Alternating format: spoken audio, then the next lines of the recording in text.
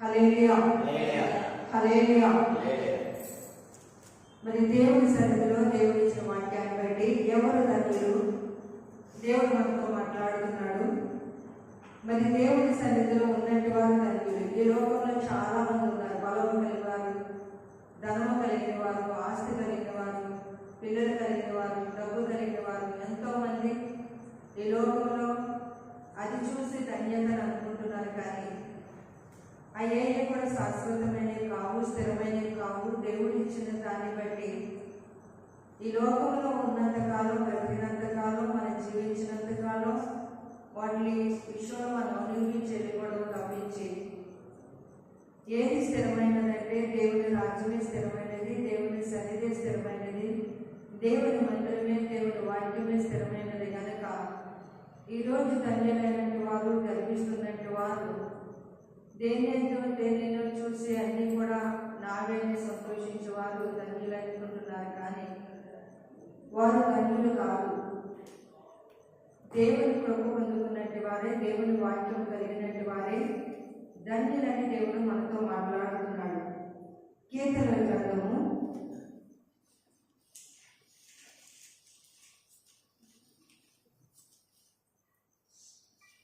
34వ కీర్తన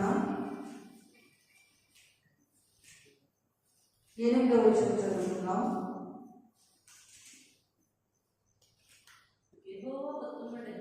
యెహోవా ఉత్తముడని రుచి చూచి తెలుసుకుని ఆయనను ఆశ్రయించువారు నరుడు ధన్యుడు. హల్లెలూయా హల్లెలూయా. మరి దేవుని సన్నిధిలో దేవుని వాక్యమును బట్టి దేవుడు మనతో మాట్లాడుతున్న వాక్యం ఏంటంటే, యెహోవా ఉత్తముడని రుచి చూచి తెలుసుకుని ఆయనను ఆశ్రయించు నరుడు ధన్యుడు. ఎవరిని రుచి చూసి మనం తెలుసుకోవాలి? దేవుణ్ణి రుచి చూసి మనం తెలుసుకోవాలి. దేవుని రుచి చూడడం అంటే దేవుని నమ్ముకోవాలి, దేవుని మీద ఆధారపడాలి, దేవుని ఆశ్రయించాలి, దేవుని మీద విశ్వాసం ఉంచాలి, దేవుని భక్తి కలిగి ఉండాలి. ఇవన్నీ కలిగినప్పుడే దేవుడు రుచి ఏంటో మనకి తెలుస్తుంది కదండి. దేవుడు చూపించే ప్రేమ ఏంటో మనకు తెలుస్తుంది, దేవుడిచ్చే కృప ఏంటో మనకు తెలుస్తుంది. దేవుడిని రుచి చూడాలి అంటే మనం ప్రార్థన ద్వారా, విశ్వాసం ద్వారా, భక్తిలో మనము ఆయన దగ్గరగా వెళ్ళాలి. ఆయన దగ్గరగా మనం ఉన్నప్పుడే ఆయనలో ఉన్న గుణలక్షణాలు ఏంటో, ఆయన మనకు కలిగిస్తున్న దానిని బట్టి మనము రుచి చూసి తెలుసుకునే వారిగా ఉండాలని దేవుడు మాట్లాడుతున్నాడు. మనం రుచి చూస్తాం. ఏంటి? వంటలు రుచి చూస్తాం, ఉప్పు చూస్తాం, కారం చూస్తాం, టేస్ట్ చూస్తాం. అవి కాదు దేవుడు చెప్పేది. ఈ లోకంలో అన్ని రుచి చూస్తున్నాడు. ఈ లోకంలో అన్ని, ఈ రోజున లోకంలో, దేశాల్లో ఎక్కడ చూడలేని పరిస్థితి. ఈ రోజున చాలా చూస్తున్నాం, ఎప్పుడు ఎక్కడ చూడలేని పరిస్థితులు మనం చూస్తున్నాం. అవన్నీ కూడా రుచి చూస్తున్నారు మానవులు. అవి టేస్ట్గా ఉంటున్నాయి. ఈ మధ్య లోకంలో ఉన్నవన్నీ కూడా టేస్ట్ అనిపిస్తుంది. చిన్నవారికి, పెద్దవారికి, అందరికీ కూడా. ఒక్కటి కాదు, ఎన్నో కొత్త కొత్త మోడల్స్ మనం చూస్తున్నాం. అవి స్థిరమైనవి కాదు, కానీ అవి శాశ్వతమైనవి కాదు. కానీ దేవుని మాటే స్థిరమైనదని దేవుని వాక్యం చదివిస్తుంది. ఎవరు ధన్యులు? ఆయన ఆశ్రయించే నరుడు మట్టికే ధన్యులు. ఆయన మీద ఎవరైతే పూర్తిగా ఆధారపడి ఉంటారో, దేవుడు రుచి చూసి ఎవరైతే తెలుసుకుంటారో వారే ధన్యుడని దేవుడి వాక్యం చదువుతుంది. దేవుడు రుచి తెలియకపోతే మనం ఆయన కార్యం మనం చూడలేము, ఆయన సన్నిధి మనం అనుభవించలేము, ఆయన ఇచ్చే క్రమం మనం పొందుకోలేము. అందుకని పూర్తిగా మనము దేవుని మీద నీలమైపోయి ఉండినట్టుగా మనము ఆత్మతో, శక్తితో, బలముతో ఆత్మీయంగా ఎదిగితేనే దేవుని రుచి ఏంటో మనం తెలుసుకోగలుగుతాం. ఈరోజు రుచి చూడటం ఏదో ఎడతం వస్తాం కాదు, కానీ దేవుని సన్నిధిని బట్టి, దేవుని కృపను బట్టి పూర్తిగా మనం రుచి చూసుకున్నప్పుడు ఇందులో రుచి ఎలా తెలుస్తుందంటే, పాటల ద్వారా, వాక్యం ద్వారా, పరిచర్య ద్వారా, దేవుని చెప్పిన ఆజ్ఞలను బట్టి, దేవుని చెప్పిన మాటలను బట్టి, ఇలా ప్రతి విషయంలో కూడా మనం పాల్పంచుకున్నప్పుడు, మనం వాటి విషయంలో దగ్గరికి వచ్చినప్పుడు ఆయన రుచి అయితే మనకు తెలుస్తుందండి. హల్లెలూయా.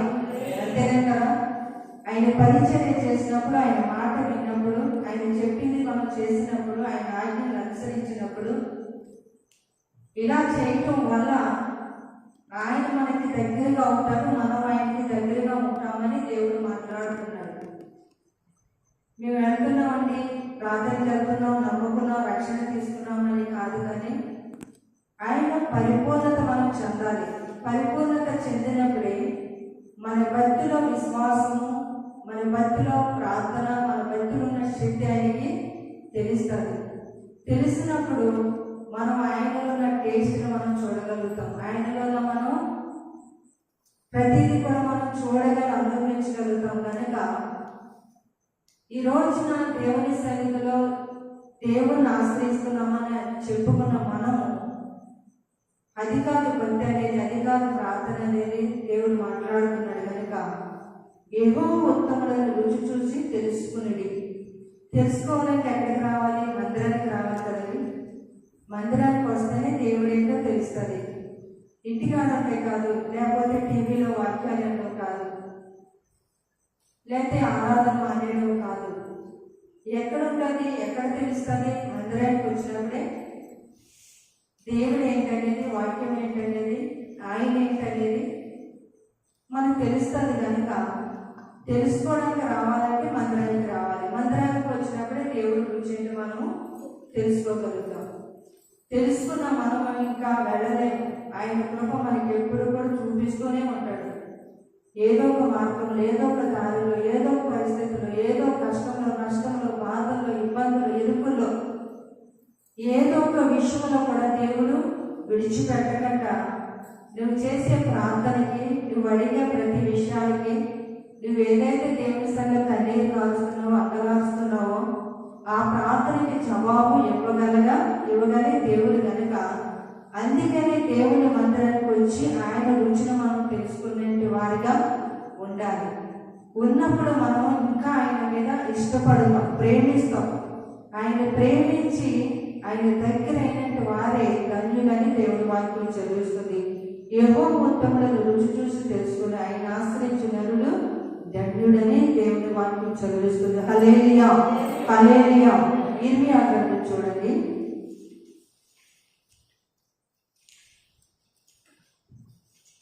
17వ అధ్యాయం 7వ వచనం చదువుతున్నాం.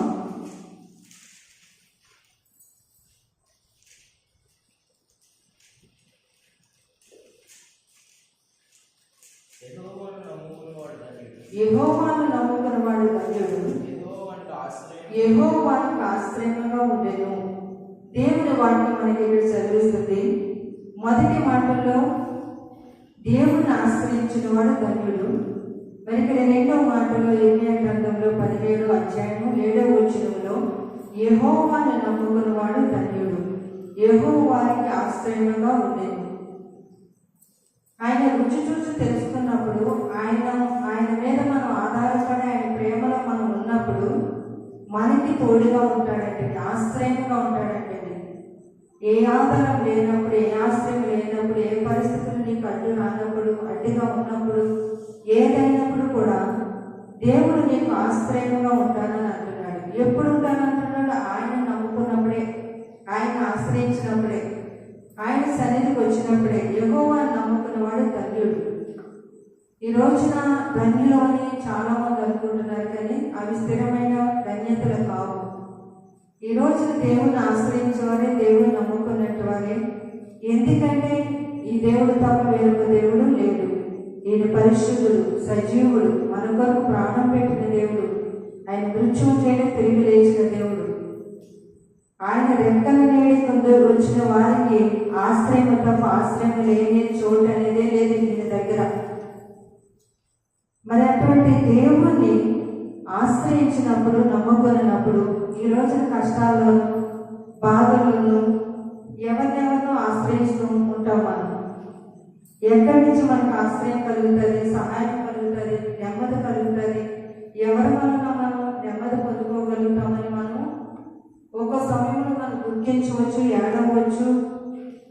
పరిస్థితుల్లో నాకు ఎవరు సహాయం చేస్తారనుకోవచ్చు, కానీ దేవుని నమ్ముకొని ఆయన మీద ఆధారపడే వారికి ఏది కూడా కొదువై ఉండదు. ఆమేన్. ఏది కూడా లోటు చేయదు, ఏది కూడా తక్కువ చేయదు. నువ్వు ఒంటరిగా ఉన్నావా? నీ కష్టాలు ఉన్నాయా? ఇబ్బందులు ఉన్నాయా? కన్నీరు కాస్తున్నావా? కఠినమైన పరిస్థితులు నీ కుటుంబాలు కలిగినప్పుడు ఆయన దగ్గరికి వచ్చి ఉన్నావు కనుక ఏది కూడా నీ కొదువు చేయడని దేవుని వాక్యం చదువుతుంది. యెహోవాను నమ్ముకున్నవాడు ధన్యుడు, యెహోవాని వారికి ఆశ్రయముగా ఉండును. ఈ రోజున ఆశ్రయం ఎవరు? దేవుడే ఆశ్రయం మనకి. ఆయన ఆశ్రయం తప్పించి మనకేదో ఒక ఆశ్రయము లేదు, ఉండకూడదు కూడా. ఈరోజు పిల్లల బలం బట్టి, తల్లిదండ్రుల బలం బట్టి, భర్తలు భార్యలు బలం బట్టి మనం అతిశయించడం కాదు, కానీ వారు ఉండొచ్చు లేకపోవచ్చు, కానీ దేవుని ఆశ్రయం తప్పించి ఏ ఆశ్రయం కూడా నీకు తోడుగా రాదు. ఏ ఆశ్రయం కూడా నీకు ఏది కూడా అక్కడికి రాదు, అవసరతకి రాదు. ఒకవేళ నీకు ఏదైనా సహాయం చేసి నేను మెప్పించవచ్చు, కానీ వారి మనసులో ఏదో ఒక రోజు నేను దూషించవచ్చు, నేను వేదన చేయవచ్చు, కానీ దేవుడు అటువంటి వాడు కాదని దేవుడి వాక్యం చదువుతుంది కనుక ఆశ్రయం ఉండను. 8వ వచనం చదవండి. వాడు జలముల యొక్క నాటబడి చెట్టు వలె ఉండను. ఎవరు యెహోవాను ఆశ్రయించు వారు వాడి జలముల యొక్క నాటబడి చెట్టు వలె ఉండను. అది కాలువల వలన దాని ఏళ్ళు తన్నును, వెంట కలిగిన దానికి భయపడదు, దాని ఆకు పచ్చగా నుండును. వర్షం లేని సంవత్సరములు చింతమందులు కాపునాదులు. దేవుని ఆశ్రయించే వారికి, దేవుని సన్నిధి కలిగినట్టు వారికి, యెహోవా ఉత్తముడని రుచి చూసి తెలుసుకున్నట్టు వారికి దేవుడు ఇక్కడ చక్కటి మాటని వాగ్దానాన్ని దేవుడు మనకి ఇస్తున్నాడు. హల్లెలూయా, హల్లెలూయా. దేవుని నమ్ముకున్న వాడు ధన్యుడు. ధన్యుడేనంటారా? మనం అందరము ధన్యులే. మనం వెళ్ళి లేనా, డబ్బు లేకపోయినా, ఆస్తులు లేకపోయినా, అంతస్తులు లేకపోయినా మనం ధన్యులం. ఈ రోజున మనం గర్వంగా చెప్పుకోవచ్చు. ఎందుకంటే మనం రక్షణ కలిగి ఉన్నాం, దేవుని కలిగి ఉన్నాం, దేవుని ఆశ్రయించాము కనుక ఆశ్రయముగా ఉండి వాడి జలముల యొక్క నాటబడి చెట్టు వలె ఉండును. జలములు ఎంతంటే కాలువల వారిన, చేడు వారిన, చెరువుల వారిన చక్కగా మొక్కలు ఎదుగుతూ ఉంటాయి, ఫలిస్తూ ఉంటాయి, పచ్చగా ఉంటాయి. ఎప్పుడు కూడా ఎండాకాలమైనా, వర్షాకాలమైనా, శీతాకాలమైన, ఏ కాలమైనా కూడా అవి ఎప్పుడు కూడా బ్రతుకుతూనే ఉంటాయి. లేదంటారా? ఎప్పుడు కూడా చక్కగా బ్రతుకుతూనే ఉంటాయి. అలాగే జలముల యొక్క అంటే నీళ్ళు, వాక్యం నీళ్ళు కనుక మనము యేసుక్రీస్తు అనే వారాన్ని నాటబడినప్పుడు, ఆయన ఆశ్రయించినప్పుడు, యేసుక్రీస్తు అనే జలముల యొక్క మనం ఉన్నప్పుడు దేవుడు మనకు తోడుగా ఉండి, నీకు ఒకవేళ కష్టం వచ్చిందా దేవుడు విడిచిపెట్టడు, నీకు చింత వచ్చిందా దేవుడు విడిచిపెట్టడు, నీకు బాధ వచ్చిందా దేవుడు విడిచిపెట్టడు. ఏ పరిస్థితులు అయినప్పుడు కూడా దేవుడు నీకు తోడుగా ఉంటాడని దేవుని వాక్యం చదువుతుంది. మరి దానికి భయం ఉండదంటే, ఏముండదంటే భయం ఉండదు. మనకి ఎన్ని కష్టాలు రాని, ఎన్ని శోధనలు రాని, ఎన్ని శ్రమలు రాని, దేవుని సన్నిధిలో ప్రార్థన చేయగా అన్నీ కూడా దేవుడు తొలగించి మనకి నెమ్మదిని, సమాధానము దేవుడు ఇస్తున్నాడా లేదా? ఇస్తున్నాడు. అది మనం నమ్ముతున్నాం, మనం చూస్తున్నాం. ఇక నమ్మడం ఏంటి? మన జీవితాలు ఎన్నో చేశాడు దేవుడు, ఎన్ని కార్యాలు చేశాడు మన కళ్ళ ముందు. నీ జీవితంలో, నీ కుటుంబాలు ఎన్ని చేయలేదు. అందుకని ఇంకా ఆయన ఆశ్రయించాలి, ఆయన మీద ఆధారపడేవారిగా ఉండాలని దేవుని వాక్యం చదువుతుంది కనుక దేవుని కలిగిన కుటుంబము ఎప్పుడు కూడా సమాధానం కలిగి ఉంటుంది, నెమ్మది కలిగి ఉంటుంది, ధన్యత కలిగి ఉంటుంది. ఈ రోజున సమాధానం అనేది లేక ఎన్నో కుటుంబాలు వెళ్ళిపోతున్నాయి, పరిస్థితులు బాగుండలేదు. దేవుని కలిగిన ఇంటిలో కుటుంబం ఉంటుంది, అది శాశ్వతమైనది. దేవుడు అన్న నా శాంతిని మీకు అనుగ్రహించుతున్నాడు. ఆయన ఇచ్చే శాంతి ఎప్పుడు కూడా మన మధ్య ఉండిపోతుంది. నీ విశ్వాసాన్ని బట్టి, నీ భక్తిని బట్టి నీ కుటుంబంలో ఆ శాంతి తరతరములు కూడా ఉండిపోతాయి. లోకంలో ఎన్నో శాంతులు, సమాధానం కొరకు ఈ రోజున మనం మంచి భోజనం తింటే సంతోషం, మనం ఎక్కడికైనా వెళితే సంతోషం, మనం ఎక్కడికైనా వెళ్ళి వస్తే సంతోషం, ఏదైనా ఫంక్షన్కి వెళ్తే ఏదైనా కొనుక్కుంటే సంతోషం. అవి స్థిరమైన సంతోషాలు కాదు, స్థిరమైన ఆనందము కాదు, మరి విశ్రాంతి కాదు, శాంతి కాదు. దేవుని యొక్క నాటబడిన వాడు ఆకు వాడక మరి దేవుని మందిరంలో పచ్చని ఒలివ చెట్టు వలె ఉన్నానని దావీదు అంటున్నాడు. కనుక ఈరోజు ఎవరు ధన్యులంటే దేవుని నమ్ముకునేవాడు ధన్యుడు, దేవుణ్ణి ఆశ్రయించేవాడు ధన్యుడు. హల్లెలూయా, హల్లెలూయా. ఎన్ని సంవత్సరాలైనా, ఎన్ని రోజులైనా, ఎన్ని నెలలైనా, ఎన్ని పరిస్థితులు నీ మీదకి వచ్చినా దేవుని కాపుదల మట్టికి, ఆయన కాపుదల మన మీద నుంచి తొలగిపోదు, కానీ మనము తొలగిపోవచ్చు.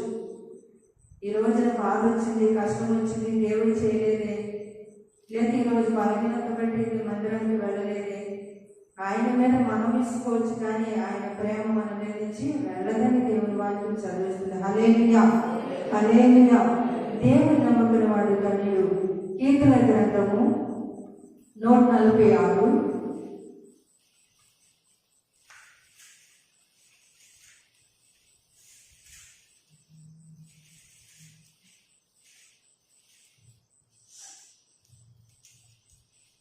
5వ వచనం చదవండి. ఎవరికి యాకోబు దేవుడు సహాయమగును, ఎవడు తన దేవుడైన యెహోవా మీద ఆశ పెట్టుకొనునో వాడు ధన్యుడు. హల్లెలూయా, హల్లెలూయా.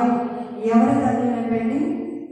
ఎవరు యాకోబు దేవుడు సహాయకుడగునో, ఎవరు తన దేవుడైన యెహోవా మీద ఆశ పెట్టుకొనునో వాడు ధన్యుడు. యాకోబు దేవుడు మన దేవుడు, ఇస్సాకు దేవుడు, అబ్రహాము దేవుడు, మన పితరుల దేవుడు, తరతరము నుండే దేవుడు. ఆ రోజున వాళ్ళకు ఆశ్రయంగా కొన్నాడు దేవుడు, వారిని నడిపించిన దేవుడు, వారికి కనిపించిన దేవుడు, ఎన్నో కార్యాలు వారు మంచిగా చేసిన దేవుడు. ఈ రోజున మనము ఆ దేవుడిని ఆశ్రయించము ఉన్నాము కనుక మనము ధన్యులని దేవుడు మాట్లాడుతున్నాడు. ఆ దేవుడి మీద ఎవరైతే ఆశ పెట్టుకొనునో వాడు ధన్యుడు. ఆశ, ఈ రోజున ఆశలు చాలా ఉన్నాయి మనుషులకి కదండి, చాలా ఆశ. మనకి ఎంత మనకున్నా, ఎంత సంపాదించుకున్నా ఆశ మట్టికి సరిపోదు. ఇంకా ఏదో కావాలి, ఏదో సంపాదించి ఏదో చేయాలి అనే ఆశ ఎన్నో మనం చూస్తూ ఉంటాం. కానీ దేవుని మీద ఆశ పెట్టుకుంటే నీ ఆశలని దేవుడు తీరుస్తాడు. హల్లెలూయా. దేవుని మీద ఆశ పెట్టుకుంటే నీ అవసరతలన్నీ కూడా దేవుడు తీరుస్తాడు, నీ కష్టాలన్నీ కూడా దేవుడు తీరుస్తాడని దేవుని వాక్యం చదువుతుంది. కనుక ఎవరి చేత మనకి సహాయము రాదు, ఎవరు మనకి సహాయకుడే నిలబడడు. నీ ఇబ్బందులు, నీ కష్టాల్లో ఏదైనా సమస్య వచ్చినప్పుడు నా బలం ఉంది, నాకు అంతమంది ఉన్నారు, ఎంతమంది ఉన్నారు అనుకుంటూ ఉంటాం, కానీ ఎవరు బలం ఒకరికి సరిపోదు. దావీదు అంటున్నాడు, యెహోవా నా బలం అని నిన్ను ప్రేమించుచున్నాను. ఆయన ప్రేమించినప్పుడే, ఆయన మీద మనం ఆశ పెట్టుకున్నప్పుడే మనకు ఆశ్రయంగా ఉంటాడు. చూడండి కొన్ని గొడవలైనప్పుడు మనం ఇరుగు పొరుగు వారిని లేకపోతే కొన్ని పెద్దలైనట్టు ఆశ్రయిస్తాం. ఇలా పలానా జరిగింది బాబు, పలానా అయ్యింది, మీరు మా వెనకాల నిలబడండి, వాళ్ళతో మాట్లాడండి, మాకు కొద్దిగా అండగా ఉండండి, మనం ఆశ్రయిస్తామో లేదా? ఆశ్రయిస్తాం. ఆశ్రయము కన్నా దేవుని ఆశ్రయము నీకు కనిపించకంట ఆయన కృప నీకు చూపిస్తూనే ఉంటాడని దేవుని వాక్యం చదివిస్తుంది. ఎవరు తన దేవుడైన యెహోవా మీద ఆశ పెట్టుకొనునో, ఈ రోజున లోకంలో ఉన్న ఆశల కొరకు ఆశ పెట్టుకోవడం కాదు, కానీ ఏదో మన చిన్న చిన్న అవసరతల కొరకు ఆశ పెట్టుకోవడం కాదు, కానీ మనం నిత్యము కూడా ఆయన మీద ఉండి, ఆయనలో ఉండి, ఆయనతో జీవిస్తూ, ఆయనతో ఉండేలాగా ఎవరైతే ఆశ్రయంగా ఆయన కోరుకుంటారో కష్టంలోను, సంతోషంలోను, నష్టంలోను ఎప్పుడు కూడా ఆయన విడిచిపెట్టకుండా ఆయనకి ఆశ్రయంగా మనం కోరుకుంటాము. ఆశ్రయం దేవుడు ఎప్పుడు కూడా విడిచిపెట్టడు. ఆయన చెయ్యక మానడు, నీకు తోడుగా ఉండక మానడని దేవుని వాక్యం చదువుతుంది కనుక ఈ రోజున ఆశ్రయాలు చాలా ఉన్నాయి లోకంలో. ఆశ్రయించినంత కాలం నీకు నెమ్మదిగా ఉంటుంది. లేకపోతే నీ పిల్లలు పోషిస్తారు, నీ తల్లిని పోషిస్తారు, నీ భార్యను పోషిస్తారు. ఏదన్నా చిన్నది వచ్చిందనుకోండి, ఇంట్లోంచి బయటికి ఏం చేస్తారు? ఆశ్రయం కాదు, అటువంటి దేవుడు కాదు మన దేవుడు. ఆయన మీద ఆశ పెట్టుకున్నప్పుడు ఈ రోజున ఆశ చాలా మంది ఎన్నో కుటుంబాలు ఎన్నో ఇబ్బందులు పడుతున్నారు. దేవునిలో ఉండాలని, దేవుని భక్తిలో ఉండాలని ఎవరైతే ఆశ పెట్టుకుంటారో వారు ధన్యులు. అప్పుడు నీకు దేవుడు ఏది కొలు చేయడు. నువ్వు అనుకున్న దానికన్నా దేవుడు ఎక్కువగా నిన్ను దీవిస్తాడు, ఆశీర్వదిస్తాడు. నీ సంపాదనలో, నీ కష్టంలో, నీ ఇబ్బందుల్లో, నీ పరిస్థితుల్లో. ఒకప్పుడు నీకు ఏది లేకపోయినా ఈ రోజు మంచి స్థితిగతులు దేవుడు ఇచ్చాడంటే ఆయన ఆశ్రయించడం వల్లే, ఆయన నమ్ముకోవడం వల్లే, ఆయన దగ్గర నువ్వు రావడం వల్లే దేవుడు ఈ రోజున ఎంతో మందికి లేని ధన్యత, ఎంతో మందికి లేని భాగ్యం ఈ రోజు దేవుడికి ఇచ్చాడు. హల్లెలూయా, హల్లెలూయా. అందుకని దేవుని మీద ఆశ పెట్టుకునేవాడు ధన్యుడు. దేవుని ఆశ్రయించేవాడు ధన్యుడు, దేవుని నమ్ముకునేవాడు ధన్యుడు, దేవుని మీద ఆశ పెట్టుకునేవాడు ధన్యుడు. హల్లెలూయా. కీర్తన గ్రంథము 1వ కీర్తన చూడండి.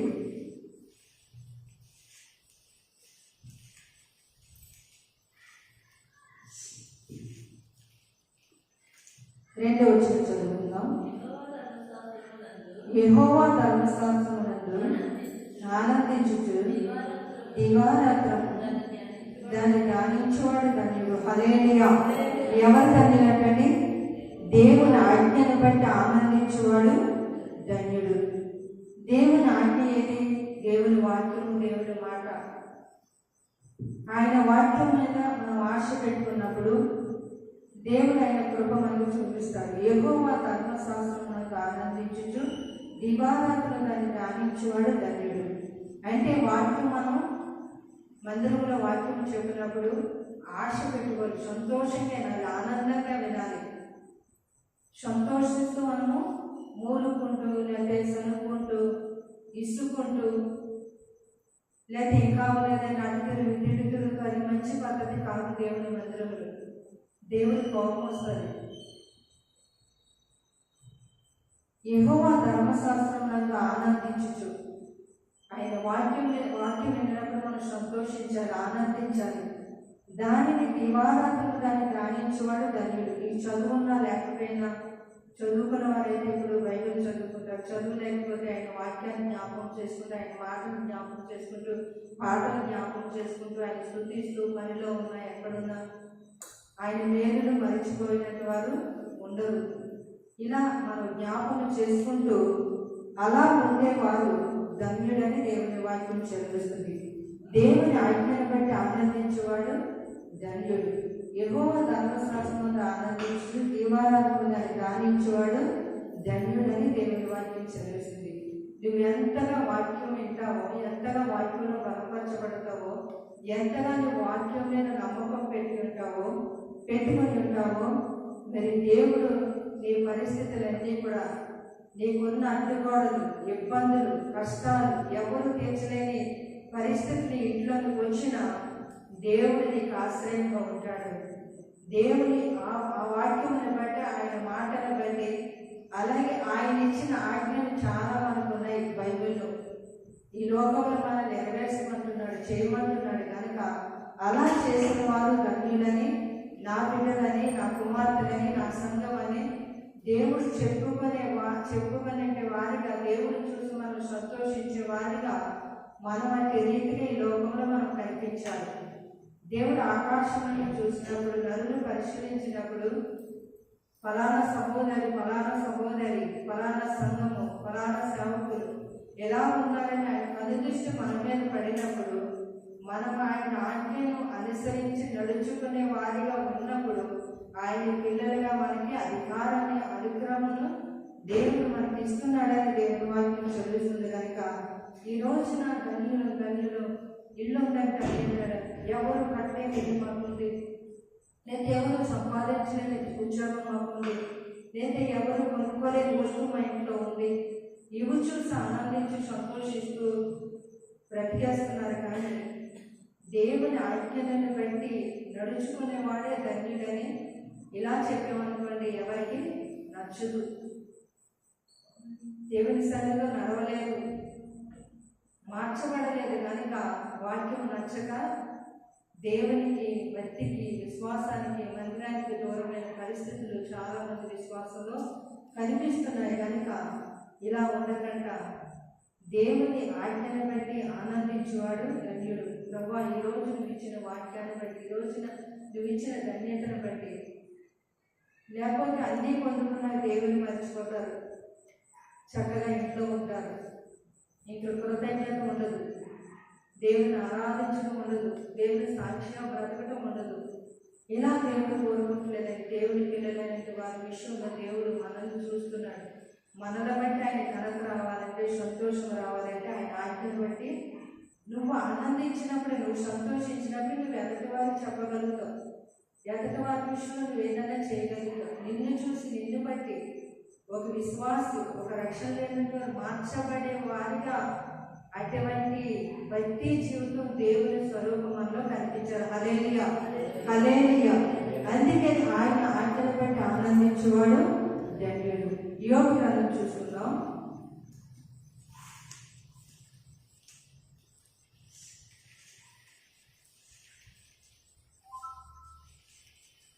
ఐదో అధ్యాయం 17వ వచనం చదువుకుందాం. యోబు గ్రంథం 5వ అధ్యాయము 17వ వచనం.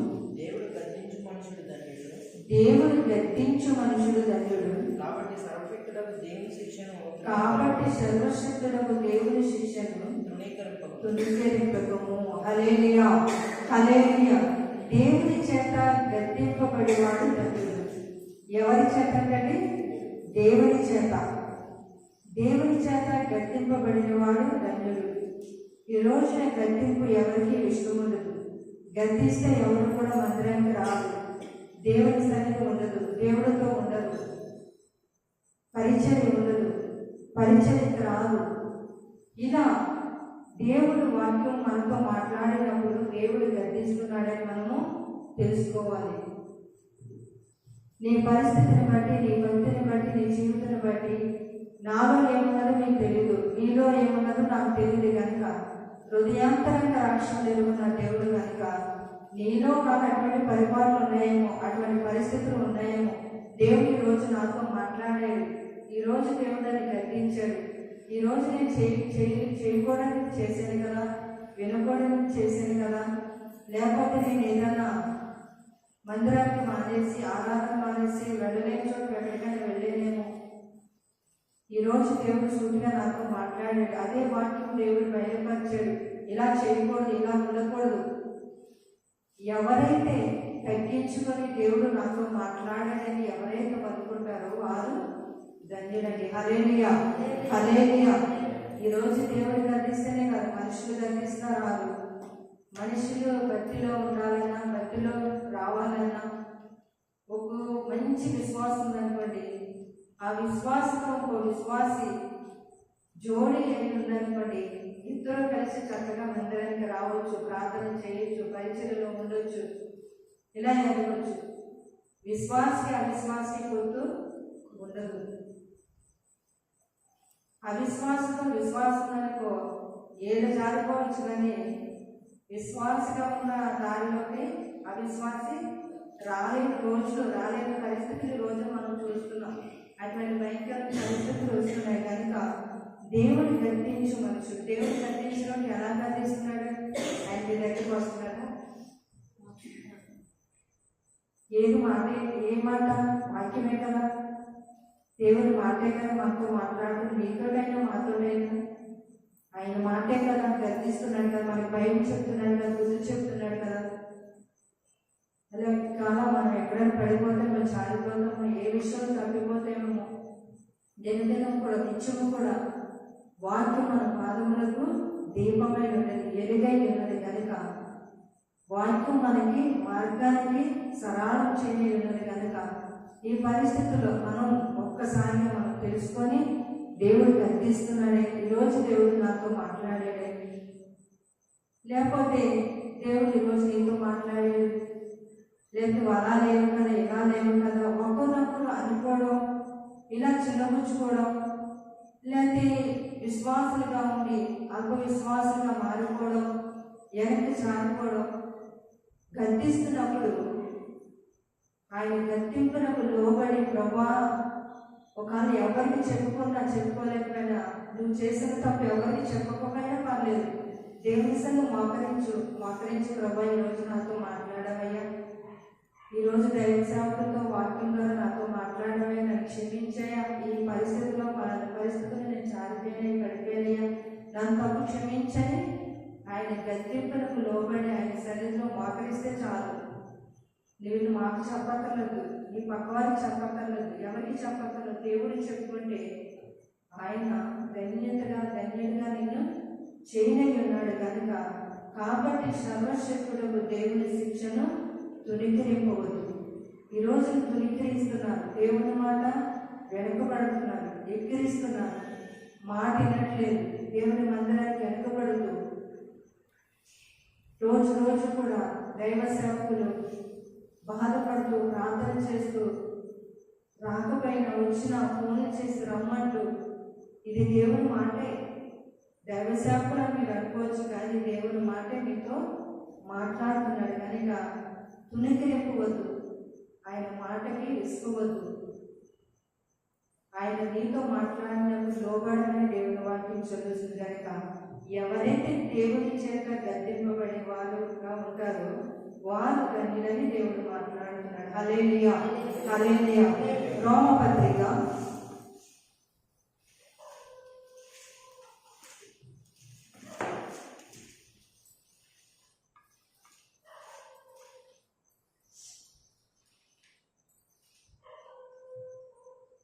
4వ అధ్యాయము 6వ వచనం చూడండి.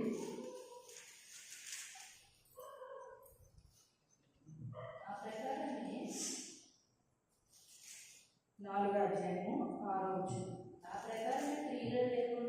ఆ ప్రకారమే క్రియలు లేకుండా దేవుడు ఎవరిని నీతిమంతుడిగా ఎంచును ఆ మనుషుడు ధన్యుడు.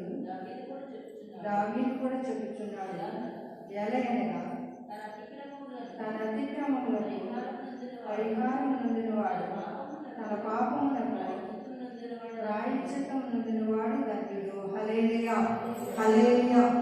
ఇక్కడ దేవుని సన్నిధిలో దేవుడు మనకి నేర్పుతున్న మాట ఏంటంటే, దేవుని చేత నీతిమంతుడిగా ఎంచబడాలంటండి. నీతిమంతుడిగా ఎంచబడిన వాడు ధన్యుడని దేవుని వాక్యం చదువుతుంది.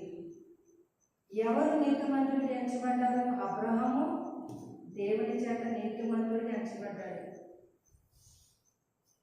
విశ్వాసం లేని పరిస్థితుల్లో ఆయన నిరీక్షణ కలిగి ఉన్నాడు, దేవుడే నమ్ముకున్నాడు, దేవుని మీద ఆశ పెట్టుకున్నాడు. అబ్రహాము కలిగిన విశ్వాసం మనకి కూడా కలిగి ఉంటే ఆ ప్రకారం ఎవరైతే చేస్తారో, ఇప్పుడు మన తల్లిదండ్రులు ఒక భక్తిలో మనల్ని పెంచారనుకోండి, అదే భక్తి ప్రకారంగా అదే పరిస్థితుల్లో మనం ఏదైతే నేర్పారో, ఏ భయభక్తులు అయితే ఉంచారో, ఏ పద్ధతులు నేర్పారో అదే పద్ధతుల్లో వెళ్ళామనుకోండి, అయ్యే పద్ధతులు మనకు అలవాటు అవుతాయి కదా, అయ్యే మనం నేర్చుకుంటాం కదా. అలాగే అబ్రహాము దేవుని చేత నీతిమంతుడిగా ఎంచబడ్డాడు. మరి అబ్రహాము పిల్లలైనటువంటి వారు మనము, ఆయన సంతానమైనటువంటి వారు మనము ఎలా ఉండాలి?